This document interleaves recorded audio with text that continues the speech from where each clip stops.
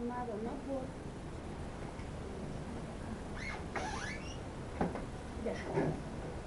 Formado por el tubo digestivo y las glándulas asociadas, ¿no? Tenemos tubo digestivo. Todo el aparato formado por tubo y por unas glándulas, las llamadas glándulas anejas o glándulas anexas, ¿de acuerdo? La función del aparato digestivo es lo más importante, la fisiología, la función, la transformación de moléculas complejas de los alimentos en sustancias simples y fácilmente utilizables por el organismo. Miren, los compuestos nutritivos simples son absorbidos por las vellosidades intestinales. Aquí ustedes ven un esquema de las capas del intestino delgado. Tenemos aquí las denominadas vellosidades intestinales. ¿Puedo después de aquí? Sí. Miren, todos los compuestos nutritivos van a ser absorbidos a este nivel por las vellosidades intestinales que tapizan el intestino. Todo a fondo, lo que es anatomía, van a ver en esa materia. Aquí vamos a ver el funcionamiento, ¿no es cierto? Dice, así pasan a la sangre y cada uno nutre a cada una de las células del organismo, ¿sí? Vienen las vellosidades intestinales, nos ayudan a la absorción de los nutrientes y de esta forma, al absorberse a través de las vellosidades intestinales, pasan a la sangre, los nutrientes. Miren, de la boca hasta el ano el tubo digestivo mide 11 metros. ¿Sí? Esto vamos a ver muy someramente porque esto ya digo van a ver en anatomía, pero desde la boca hasta el ano de una persona adulta va a medir 11 metros de longitud. ¿Sí? Miren, en la boca ya empieza la digestión. Si yo le pongo en donde inicia la digestión, ustedes ya deben poner a nivel de la boca. Miren, los dientes de esta persona, ¿no? Los dientes trituran los alimentos y las secreciones de las glándulas salivares los humedecen e inician la descomposición química. Entonces, los dientes en la boca comienza dentro de la boca la digestión, pero dentro de la boca son los dientes que inicia la trituración. En la deglución, el bolo alimenticio cruza la faringe, sigue por el esófago y llega al estómago, ¿no es cierto? Todo este trayecto. El estómago es una bolsa muscular, ¿sí? El estómago tiene una composición muscular y la capacidad es de 1,5 litros de capacidad, ¿sí? Cuya mucosa secreta un potente jugo gástrico. Lo más importante de aquí es que el estómago, ¿sí? Tiene una capacidad de 1,5 litros, ¿sí? Miren, en el estómago, que estamos viendo aquí, ¿qué es lo que pasa? El alimento es agitado hasta convertirse en una papilla llamada quimo. ¿Sí? Es lo más importante, en el estómago se produce la agitación del alimento, más o menos funciona como una licuadora, ¿no? Agita los alimentos y hasta convertirse en una papilla llamada quimo. Antes del estómago, el contenido se llama bolo. ¿Sí? En el estómago se llama quimo. Pondrán atención en eso, ¿sí? Bien, luego del estómago el tubo digestivo se prolonga con el intestino delgado, ¿cierto? En la primera porción del duodeno, el intestino delgado tiene primera porción, segunda y tercera porción, que es duodeno y ayuno e ilion, ¿no es cierto? En la primera porción recibe secreciones de las glándulas intestinales, la bilis y los jugos pancreáticos, ¿sí? Entonces todo lo que es secreción de las glándulas se recibe a nivel de la primera porción. Todas estas secreciones contienen una gran cantidad de enzimas que van a... ¿Qué hacen las enzimas? Degradan, ¿no es cierto? Degradan los alimentos y las transforman en sustancias mucho más simples y solubles. Esto para que no estorbe a los compañeros, por favor, esta situación tiene que estar acá. ¿De acuerdo? Más o menos lo ponen por acá. Entonces, ¿sí ven? Allá. Entonces, el tubo digestivo, ¿no es cierto? Después del intestino delgado, ¿qué va a continuar? El intestino grueso, ¿no es cierto? Su porción final es el recto, ¿no es cierto? La parte final del intestino grueso. Y que termina en el ano. Una cosa es recto y otra cosa es ano, ¿no es cierto? Este es el recto, ¿sí? Todo este tubito. Y la parte final es el esfínter anal, ¿sí? ¿De acuerdo? Su porción final es el recto que terminará con el ano, por donde se evaporará al exterior los restos que son indigeribles y que se llama deposición. Más o menos con una somera descripción anatómica, ¿no es cierto? El tubo digestivo está formado por la boca, El esófago, el estómago, el intestino delgado, que se divide en ¿qué? Duodeno, yeyuno e ilio. El intestino grueso, que se compone también de ciego, apéndice, colon y recto, ¿sí? Miren, el hígado, estamos aquí, presenta lo más importante del hígado es que tiene su vesícula, ¿no es cierto? La vesícula biliar. Y miren, el páncreas, que está aquí, sí, forma parte del intestino, aunque no del tubo digestivo, ¿ya? Forma parte del aparato digestivo, que es otra cosa que el tubo digestivo. Entonces, miren, aquí vamos a ver que esta secreción de la bilis y esta secreción del páncreas van a ir hacia qué parte del intestino delgado. ¿En dónde desemboca la vesícula y dónde desemboca el conducto pancreático? En el duodeno. Si yo les digo desemboca en la segunda porción del intestino delgado, ¿es verdadero o falso? Falso, porque es en la primera porción, ¿no es cierto? Miren, el esófago es un conducto músculo membranoso que se extiende desde la faringe hasta el estómago, ¿no es cierto? Ya, vamos a seguir viendo sumamente esto porque más lo que nos interesa es la función. El esófago es habitualmente una cavidad virtual. ¿Qué quiere decir cavidad virtual? Que hacen esto, ustedes cierren la manito, ¿sí? Es como más o menos la vagina. La vagina es una cavidad virtual, ¿sí? Mientras no está realizado su función, que es la cópula, está totalmente herméticamente, está cerrada a través de sus paredes. Si es que produce, igual acá, miren, es de sus paredes se encuentran unidas y solo se abren cuando pasa el bolo alimenticio. ¿De acuerdo? Por eso decimos que el esófago es una cavidad virtual. Miren, el estómago consta del fundus, el cuerpo, el antro y el filo. Sus bordes menos extensos se llama curvatura menor y la más grande se llama curvatura mayor. El cardias es el límite entre el esófago y el estómago, ¿no es cierto? Aquí está el esófago, aquí está el estómago y este será el cardias, ¿no es cierto? Y el píloro es el límite entre el estómago y el duodeno. Aquí está el píloro. Esta es uno píloro y este sería el cardias, ¿de acuerdo? Este es el fondo gástrico o fundus que llamamos. Miren, el intestino delgado se inicia ¿en dónde? En el píloro, lógicamente, y termina en la válvula iliocecal, por la que se une a la primera parte del intestino grueso que vendrá después. En el intestino delgado tenemos las vellosidades intestinales. Únicamente en el intestino delgado existen las vellosidades intestinales, y en este intestino delgado donde existen las vellosidades intestinales se produce la absorción de los alimentos, ¿sí? Solo en esa parte del intestino, no en todo, ¿sí? ¿En dónde se ha producido la absorción de los alimentos? Las vellosidades se encuentran ¿en dónde? En el intestino delgado. El intestino grueso, ¿sí?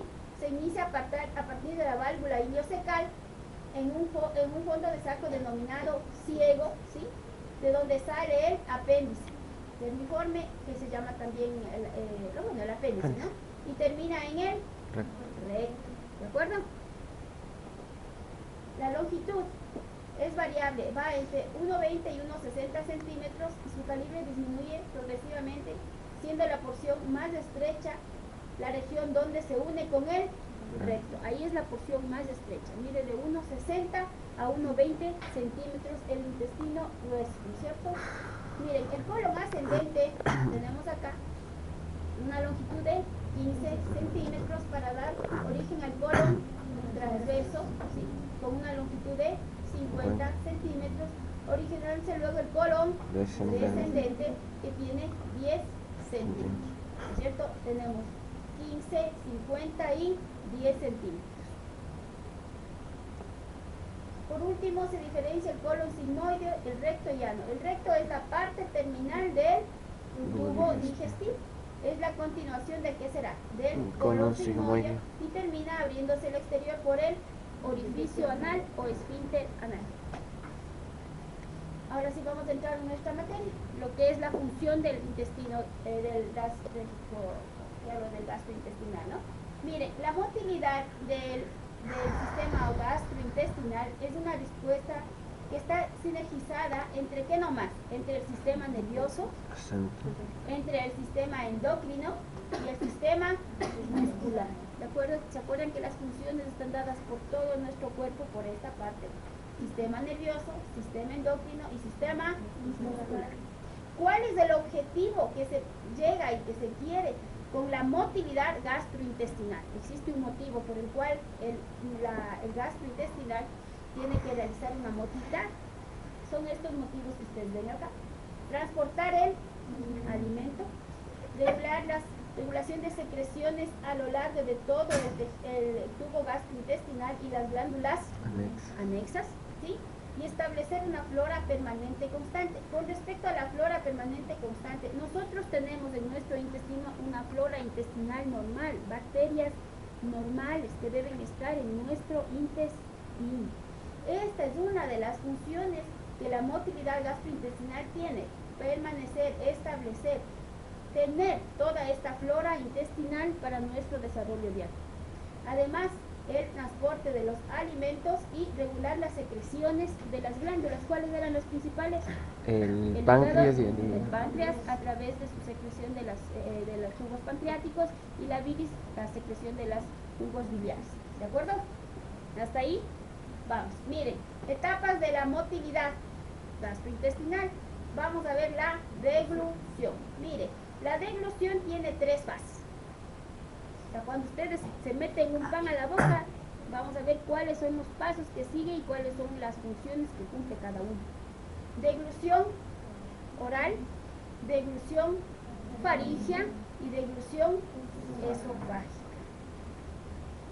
Miren, vamos a ver la fase oral, vamos a ver fase bucal, vamos a ver la fase oral o bucal. El bolo se proyecta hacia atrás, empujado por la lengua, disparando el reflejo. Miren. El reflejo, la fase oral de la deglución, la fase que comienza en la boca, es voluntaria, ¿no es cierto? Ustedes voluntariamente se meten adentro y hacen esto. Ustedes traen la saliva, eso es voluntario. Si no quieren tragar la saliva, no la hacen, ¿no es cierto? Entonces, miren, ¿qué es lo que pasa? Para nosotros hacer una fase oral tiene que estar ocluida la cavidad oral. Es muy difícil que ustedes puedan hacer una deglución, tragar, mientras está la boca abierta. Si ustedes quieren, traten de hacerlo, pues no van a poder. Tiene que estar ocluida la cavidad oral. ¿Y para qué sirve que esté ocluida la cavidad oral? Es que de esta forma gana presiones dentro de la cavidad oral, ¿no es cierto? Si ustedes abren la boca y tratan de tragar, no pueden, ¿cierto? Si ustedes tienen la boquita cerrada y tragan, meten un poquito de saliva, ustedes van a poder hacer. Y esto es gracias a que nosotros cerramos la boca, podemos ganar presión dentro de la cavidad oral. Aquí está nuestra maqueta, aquí está, ¿no es cierto?, el bolo, ¿sí o no? El bolo alimenticio, ¿sí ven? ¿De acuerdo? Ya, miren, dice, cuando el alimento va a pasar de la cavidad oral hacia la faringe, de aquí hacia acá, ¿sí?, la lengua se va apoyando en el paladar duro, ¿cierto? A ver, traguen ahorita un poquito de saliva. Ustedes van a sentir que la lengua se apoya ¿a qué paladar? Al duro. Y al contraerse la lengua va a impulsar el bolo alimenticio ¿hacia dónde? Hacia la faringe. ¿De acuerdo? Esa más o menos es la fase oral. Y también teníamos que tiene una fase faringe. Fase faringe, el esfínter esofágico superior se relaja, la epiglotis cierra la laringe, ¿no es cierto? Aquí tenemos ¿ven? La epiglotis, ¿sí? ¿Ven? Que está cerrando la laringe. Esta parte de acá es la laringe. Esto, si es que no se cerraría, el bolo alimenticio pasaría hacia la parte respiratoria, que es la laringe, ¿sí? Entonces, vamos a ver en nuestra diapositiva. Miren, en la fase faríngea es garantizar que el alimento continúe el trayecto hacia el segmento inferior y no a las vías respiratorias, ¿cierto? Entonces, este es el objetivo, de que el bolo, el alimento pase hacia el segmento inferior y no hacia las vías respiratorias. Miren, el paladar blando se va hacia el paladar duro, ¿sí ven? Cerrando la bucofaringe de la rinofaringe. Esta de acá es la rinofaringe, esta acá es la bucofaringe. Entonces, cerrando la bucofaringe de la rinofaringe. Aquí hace un stop y no permite el paso, permitiendo que el alimento vaya hacia la hipofaringe, ¿sí? Entonces, en este caso, cuando vamos a la fase faríngea, ¿no es cierto? Que nos ayuda es garantizar el trayecto del paso hacia la parte inferior o a la hipofaringe y no a las vías respiratorias mediante el cierre de la epiglotis. El paladar blando se va hacia el paladar duro, ¿no es cierto? Cerrando la bucofaringe de la rinofaringe. Esto de aquí para arriba, rino, porque va hacia arriba, y buco hacia abajo.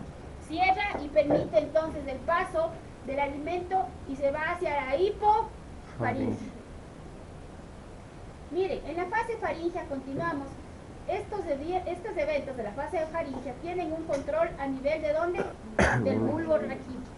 Si una persona tiene un accidente y se lesiona el bulbo raquídeo, no tendrá esta facilidad de realizar la deglución, ¿no es cierto? Faríngea. Aquí se encuentra el centro de la... ¿En dónde? En el bulbo raquídeo. El centro de la deglución tiene un efecto, miren, inhibitorio sobre el centro de la inspiración. Miren, por un breve plazo de más o menos 0.5 a 1 segundo. Es decir, mientras el centro de deglución está efectuándose la deglución, se produce una inhibición del centro de la inspiración. Es decir, cuando ustedes están deglutiendo, no pueden respirar, porque si no se atragantarían, ¿no es cierto? Y ese tiempo que inhibe el uno y se produce el otro es de 0.5 a 1 segundo, solo 1 segundo. Entonces ustedes traguen y 1 segundo se quedan sin inspirar, ¿no es cierto? Porque cuando nosotros hacemos la deglución, ¿sí? Inhibimos el centro de la inspiración. Por eso dice que el centro de la deglución tiene un poder inhibitorio sobre el centro de la inspiración. ¿Sí? ¿Y que dura cuánto? De 0.5 a 1 segundo. Medio segundo a 1 segundo. Si en el lapso de tiempo no se realiza su transporte, miren, puede ocurrir un atragantamiento. ¿De acuerdo? Y habíamos dicho que hay una fase esofágica. Aquí tenemos fase esofágica. Miren, ya estamos en el esófago. El bolo es empujado por las contracciones peristálticas ayudadas por la gravedad, ¿no?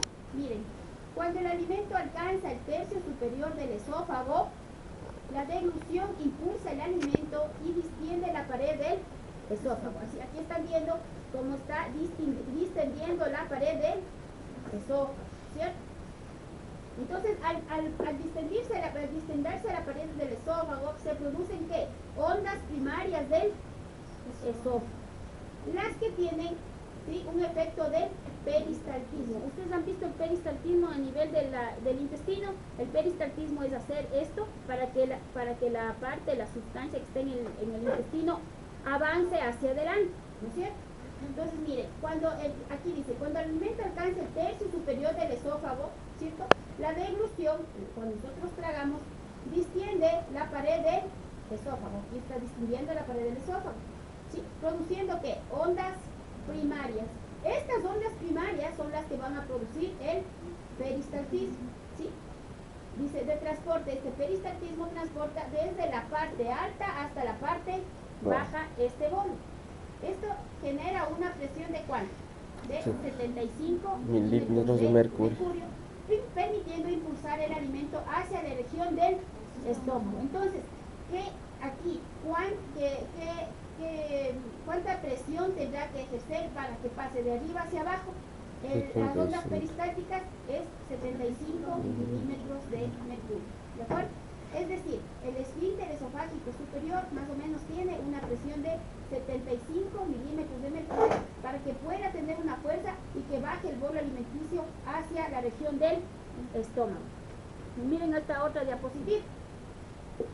Cuando está viajando la onda primaria a nivel del esfínter esofágico inferior, hay una disminución de la presión, de arriba hacia abajo. Miren, el viaje de la onda primaria hasta el esfínter esofágico inferior tiene un promedio de 8 a 10 segundos, es decir, de aquí hacia acá, ¿sí? Tiene el periodo de 8 a 10 segundos para atravesar el bolo alimenticio. Eso es tiempo en el cual el alimento debe alcanzar la cavidad estomacal, es decir, desde arriba, desde el esfínter esofágico superior al esfínter esofágico inferior, ¿cuánto tiempo se demora el bolo en llegar? De 8 a 10 segundos. Miren, si con las ondas primarias quedan algunos alimentos, se supone que cuando pasa el bolo alimenticio, ¿no es cierto? Sí, como dijimos anteriormente, miren, pasa el bolo alimenticio y se produce una onda primaria, ¿no es cierto? Venimos acá. Viene el bolo alimenticio, se produce una onda primaria. Y la presión que tiene que ejercer hacia aquí es de 75 milímetros de mercurio. Entonces, para que pase de aquí hacia abajo, se producen las ondas peristálticas, ¿no es cierto? El peristaltismo, ¿sí? Y baja el bolo de arriba hacia abajo en un promedio de 8 a 10 segundos. Miren, si las ondas primarias, con las ondas primarias, con todas las ondas primarias, tiene que todo el bolo atravesar hacia el estómago y no quedar nada de bolo. Pero, dice aquí, si con las ondas primarias quedan algunos alimentos en la luz del esófago, ¿sí? Ese bolo que quedó tiene que irse hacia el estómago. Y como ya no están ejerciendo las ondas primarias, vienen las ondas secundarias. Por eso dice acá, con las ondas primarias quedan algunos alimentos en la luz del esófago y deben ocurrir ondas secundarias para el aclaramiento esofágico o vaciado esofágico. Aclaramiento esofágico quiere decir que no ha quedado nada de bolo alimenticio dentro del esófago. ¿De acuerdo? En resumen, ¿no es cierto? Tenemos ondas primarias cuando atraviesa el bolo alimenticio, ¿no es cierto? Y se produce un peristaltismo, para que pase del esfínter esofágico superior al inferior. ¿Cuántos milímetros de mercurio teníamos en las primarias? 75. Cuando se va y se vacía todo el bolo alimenticio en el estómago, se realiza con las ondas primarias.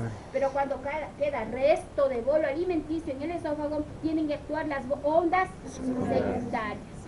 Entonces, ¿qué es el vaciamiento, aclaramiento esofágico? Es que el esófago se queda sin bolo alimenticio. ¿Hasta ahí entendido? Miren, vamos a hablar nuevamente del vaciamiento o aclaramiento esofágico. Ustedes ya saben que es que el esófago se quede sin bolo alimenticio. Porque si tenemos restos de bolo alimenticio, tienen que actuar las ondas secundarias. Perfecto. Miren, el alimento que ha quedado en el esófago genera ondas secundarias que van a permitir que el esófago no contenga ningún tipo de alimento. Eso se llama aclaramiento esofágico. Estas ondas, es decir, las secundarias, miren cuánto tienen. Llegan hasta 100 milímetros de mercurio. Las primarias, ¿cuánto producían? 75 milímetros. Es decir, son más potentes y más eficaces que las ondas primarias. Lógico, porque si las ondas primarias con esa presión no pudieron vaciar todo el esófago, tendrá que venir algo mucho más fuerte para que pueda vaciar el resto de bolo. ¿De acuerdo?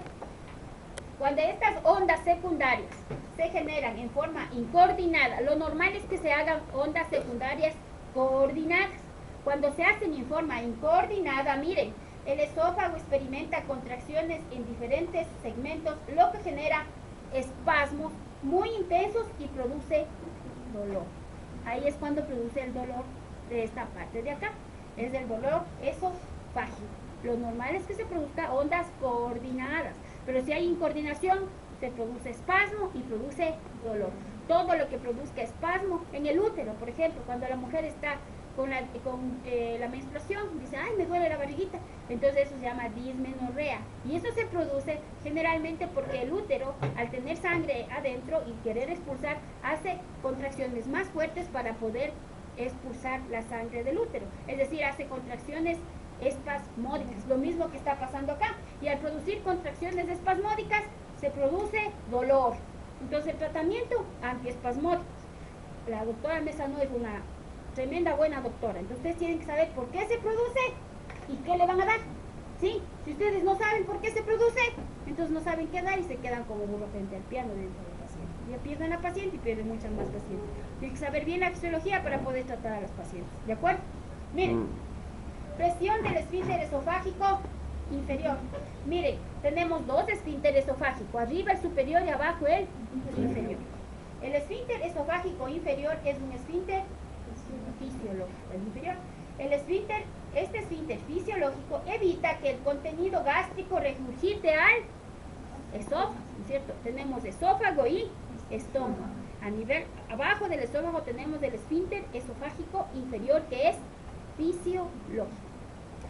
Si este esfínter evita que todo lo que esté dentro de nuestro estómago, ¿tiene alguna para escribir? Doctora, tengo que preguntar, ¿y por qué cuando nos tocamos la óvula vomitamos? ¿Qué? Porque es un reflejo vagal.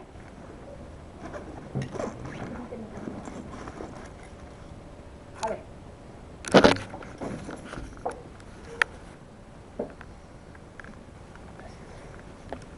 ¿No es cierto? Pues más o menos, digamos, ¿no es cierto? Este es el esfínter esofágico y este sería el estómago, ¿de acuerdo? Entonces, miren, el esfínter esofágico inferior, que es este de acá, porque acá arriba está el esófago, ¿no es cierto? Sí, un feíto, pero más o menos esquemático. El esfínter esofágico inferior evita que este contenido del estómago se vaya, es decir, regurgite hacia el esófago. Eso es lo que va a evitar. Mire, para esto el esfínter esofágico inferior tiene rangos muy amplios de normalidad. Miren, ¿qué presión tiene? De 12 a 80. Es decir, que tiene un rango muy amplio. Un rango bajo sería de 12 a 15. ¿Sí? Un rango amplio es de 12 a 80. Es decir, lo normal puede estar en 12, en 15, en 60, hasta en 80. Por eso dice que tiene un rango muy amplio. ¿De acuerdo? Miren, para que evite que nuestro contenido gástrico, ¿sí?, se regrese del estómago hacia el esófago, este esfínter debe tener una presión que es de 12 a 80, lo cual es un rango muy amplio. Miren, este rango puede variar fisiológicamente en diversas circunstancias. Al decir yo que varía fisiológicamente, quiere decir que puede variar normalmente, porque estamos estudiando la fisiología. Miren, y lo que nos atañe, ¿no es cierto? En el embarazo, porque esto es una pregunta de las pacientes suyas de las cuales ustedes van a vivir. Miren lo que dice. En el embarazo es un hecho fisiológico o un hecho afisiológico. Fisiológico. Es normal, es decir, no es que yo estoy embarazada y estoy enferma. Cuando tengo de pronto algún proceso patológico tal vez, pero estar embarazada normalmente no quiere decir que está enferma la paciente. El embarazo es un hecho fisiológico. Miren, aquí podemos observar que en la semana 12, ¿sí? ¿Cuántas semanas? ¿Cuántos meses? 12. Eso, en 3 meses, la presión de este esfínter esofágico inferior está por debajo de los límites normales. ¿Debajo de cuánto estará? De 12. De 12, ¿no es cierto? A la semana 36 alcanza el nivel más bajo, mucho más que tuvo en los 3 primeros meses. Si tuvo 12 tendrá 8, 6 de pronto, ¿sí? E inmediatamente después del parto, los niveles de la presión del esfínter esofágico regresan a los valores normales. Quiere decir que mientras nosotros estamos embarazadas de 3 meses y después de 36 meses, este esfínter esofágico no cumple su función porque está con menos presión. ¿Y qué producirá entonces? Regurgitación. Entonces la paciente, mientras más avance el embarazo, va a decir, doctora, como poquito y tengo ganas de vomitar, o se me regresa la comida. Entonces ustedes ya saben por qué se produce eso. Porque el esfínter esofágico inferior está disminuyendo su presión, menos de 12. Mientras más avanza es mucho más que baja la presión de este esfínter. Entonces, termina la señora, da luz y regresan estos rangos a la normalidad. Aquí tenemos más o menos un dibujito a las 12 semanas, miren, va bajando la presión del esfínter y después del parto va a quedarse en la normalidad. Aquí es inferior, ¿no? Perdón, no es cambiarlo. Después cambia. Miren, en el tercer trimestre de gestación se queja de la paciente de qué? De regurgitación. ¿Saben lo que es regurgitación? Vomitar. Ya, bueno. Esto es porque durante el embarazo este esfínter está trabajando debajo de los límites normales. Las fibras musculares del esfínter esofágico inferior van a ser sensibles a un conjunto de ¿qué nomás? Hormonas, neurotransmisores, alimentos y fármacos. Todo esto, hormonas, neurotransmisores, alimentos y en especial fármacos, van a actuar a nivel del esfínter esofágico inferior. Es decir, si yo tengo una paciente que está vomitando, ¿sí?, voy a darle un medicamento y este medicamento va a actuar a nivel de ¿dónde? Del esfínter esofágico inferior. Entonces, si yo doy un medicamento, tengo que saber dónde va a actuar. Soy un medicamento, tengo que saber qué va a producir, qué efectos secundarios me puede dar, qué efectos buenos me puede dar, dónde va a actuar. Si es que yo no sé, mejor busquen otra profesión. Si yo manejo 5 fármacos, de esos 5 fármacos tengo que manejar. Nuestra profesión, bueno, yo soy ginecólogo, la profesión nuestra, sí, es manejar pocos fármacos, pero manejarlos bien, porque son fármacos que ustedes van a actuar con pacientes embarazados, no solo con uno, sino con 2. Entonces, si yo sé que mi paciente está vomitando, tengo que saber dónde va a actuar el medicamento que voy a dar, ¿de acuerdo? Cada uno de estos grupos pueden incrementar la presión y otros pueden disminuirla. Miren, vamos acá, a fármacos, ¿sí?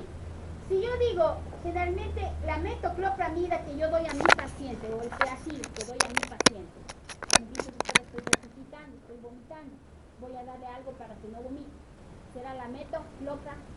Si este esfínter esofágico está con la presión baja, tengo que dar algo que aumente la presión. Entonces debo dar fármacos que aumenten la presión. Daría yo la metoclopramida, que es un medicamento, ¿sí?, que no está contraindicado en el embarazo, por ejemplo. Entre otros, por ejemplo, varios otros, que disminuye, que aumenta la presión. Miren lo que disminuye la presión. ¿Qué alimentos? Grasas. Entonces a mi paciente que está embarazada y está regurgitando, le daré grasas, le daré chocolates, le daré que tome menta o alcohol. No. Porque va a bajar más la presión de este esfínter esofágico. Pero le diré que tenga un alimento rico en proteínas. Proteínas tenemos en las carnes. Le diré que baje grasas, que baje pan, papas, arroz, pero que aumente proteínas. Vamos a ver ahora del estómago, ¿no es cierto? Capas del estómago. Esta tenemos un corte, tenemos la serosa afuera, la muscular y la mucosa. Mucosa, siempre acuérdense del moco hacia adentro, muscular en la mitad y la serosa que la recubre, ¿no es cierto? Esas son las capas del estómago, algo muy somero. Si cogemos esta capa muscular, ¿sí?, y la llevamos a otra diapositiva y la dividimos, vamos a ver que la capa muscular posee 3 capas a la vez. Aquí tenemos la serosa que desciende antes, ¿no es cierto? Miren, la serosa hacia afuera, ¿sí?, muscular y mucosa. Cogemos la muscular y vemos nuevamente serosa, y tenemos 3 capas. Una capa longitudinal externa, si ven la verde, ¿sí?, una capa circular media, la celeste, ¿sí?, menos intensa, y una capa interna o pues tenemos la serosa, la muscular que tiene 3 capas, una longitudinal externa, una circular media y una oblicua interna. Y acá está la mucosa, ¿sí ven? Esta parte de aquí, esa parte sí entendieron. Cogemos el músculo, lo abrimos y vemos serosa, muscular y mucosa. La muscular tiene 3 capas, externa, media e interna. Externa longitudinal, media circular y la interna oblicua.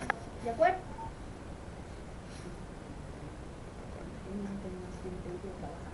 Bueno, terminemos con esto. Estructuras de... A ver, someramente, vamos. División anatómica del estómago. Fondo, cuerpo y ano. Fondo, fundus, que llamamos también cuerpo y ano. ¿No es cierto? ¿Esto qué será? El esófago. Teníamos el cardias, que es el límite entre el esófago y el estómago, y el píloro, ¿no es cierto? Miren, aquí está, ¿sí? También tenemos esto, fundus, tenemos cuerpo y tenemos ano. Aquí tenemos el dúo ¿de acuerdo? Más o menos para que se acuerden bien lo que vamos a hablar. Todo lo que les doy es para que les sirva. Rapidito. Según la motilidad se divide en 2 regiones el estómago. ¿No es cierto? La región bucal y la región...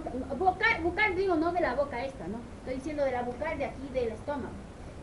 Para que el estómago tenga una motilidad, este tiene que dividirse en 2 regiones, ¿cierto? Región bucal y región caudal. Veamos esto y nos vamos. La región bucal es proximal. ¿Qué comprende la región bucal? Miren, comprende el fondo o fundus y la porción proximal del cuerpo. Hasta aquí más o menos, ¿sí? La pared de esta parte de la porción bucal del estómago es una capa muscular muy delgada. Miren, En cambio tenemos una región bucal y una región caudal. Y la región caudal es lógicamente distal y constituye ¿qué? Porción distal del cuerpo y el ano. Entonces dibujando fundus y parte proximal del cuerpo será la parte bucal del estómago, ¿no es cierto? Y la región caudal o distal constituye la parte distal del cuerpo y el ano. La diferencia es que la muscular, sí, de esta parte bucal del estómago es delgada, en cambio de la parte distal o caudal, miren, la pared muscular es gruesa y produce contracciones más fuertes. Entonces, ¿qué parte del estómago se contraerá más fuertemente? ¿La caudal o la bucal? Caudal. Muy bien. Ojalá si fuera. Sí. Miren, en el estómago cuando llega el alimento se cumple una función motora eminentemente y esta función motora se da en dos fases. Fase digestiva y la fase interdigestiva. Y nos quedamos en esa acuerdo. ¿Sí?